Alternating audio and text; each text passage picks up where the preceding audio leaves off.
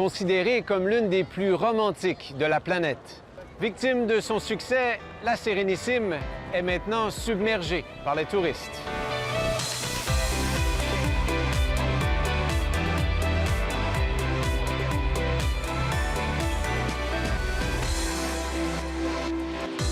En 12 mois, Venise accueille plus de 30 millions de visiteurs.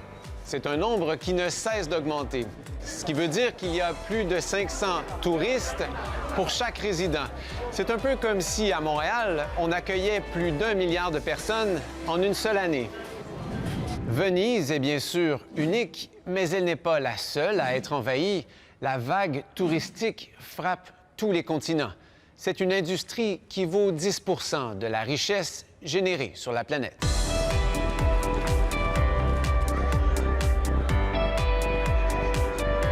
Plusieurs facteurs expliquent ce boom. D'abord, il n'a jamais été aussi abordable de voyager loin en avion. De plus en plus de visiteurs viennent de pays émergents. Et puis, il y a Internet. L'accès aux cartes et aux recommandations facilite les voyages à l'étranger. Et toutes ces photos que nous affichons donnent des idées à nos amis. En 2019, le tourisme de masse n'apporte pas que des dollars, il apporte également son lot de complications. Par exemple, il y a tellement de gens que se déplacer, trouver son cliché ou encore un endroit pour se reposer devient une sorte de parcours du combattant. Et bien sûr, le tourisme de masse pollue. Il y a tous ces déchets que Venise peine à ramasser et c'est sans compter les gaz à effet de serre produits pour venir jusqu'ici.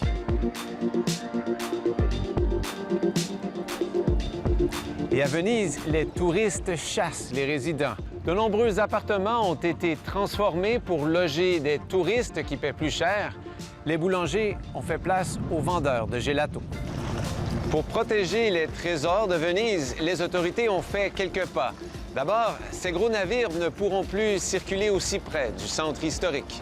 Et puis, pour voir Venise, les visiteurs devront payer. Venise a également décidé de sévir contre des comportements jugés inappropriés, comme se baigner dans le canal ou encore s'asseoir dans les escaliers.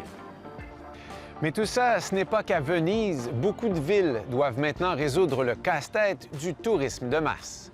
Autour des lieux les plus populaires, les infrastructures sont débordées. Chaque jour, il faut du temps et de l'énergie pour effacer les traces du passage des touristes. Même les pelouses n'en peuvent plus. Certains musées ont maintenant des difficultés pour bien accueillir des foules records. Ici, 30 000 personnes viennent chaque jour dans l'espoir d'apercevoir un portrait au sourire énigmatique. Et parfois, ces foules débordent dans des petites rues paisibles. Les touristes deviennent alors des envahisseurs qu'on ne veut plus accueillir dans son quartier. Autant de signes qu'il y a trop de visiteurs au même endroit et qu'il faut faire quelque chose. À certains endroits, les responsables ont décidé de limiter le nombre de visiteurs. D'autres imposent des limites à la location d'appartements de courte durée. Ailleurs, on imagine des circuits touristiques alternatifs afin de mieux répartir la masse de visiteurs. Évidemment, il n'est pas question d'interdire le tourisme, qui est d'ailleurs en pleine expansion. Et c'est peut-être là l'ironie, il y a peu d'endroits sur la planète où les dollars des visiteurs ne seront pas les bienvenus.